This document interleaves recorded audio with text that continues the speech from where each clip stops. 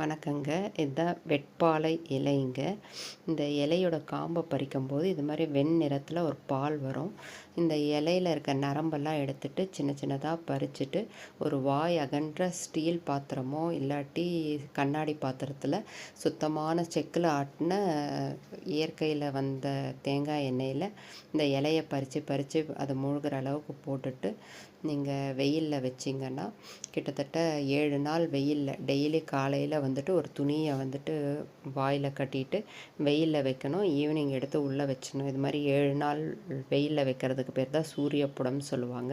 இந்த மாதிரி பண்ணும்போது கிட்டத்தட்ட வந்துட்டு இந்த எண்ணெயோட கலரே வந்துட்டு நல்ல அடர் ஊதா நிறத்தில் மாறிடுங்க. இந்த எண்ணெய் வந்து சோரியாசிஸ், அதாவது தோலில் வந்து அரிப்பு ஏற்பட்டதுன்னா அரிக்கும்போது அப்படியே செதில் செதிலாக வர்றது தான் சோரியாசிஸ்ன்னு சொல்லுவாங்க. அந்த மாதிரி பிரச்சனைக்கெல்லாம் யூஸ் பண்ணலாம். தலையில் அதிக பொடுக்கும் யூஸ் பண்ணலாங்கப்பா. நன்றி.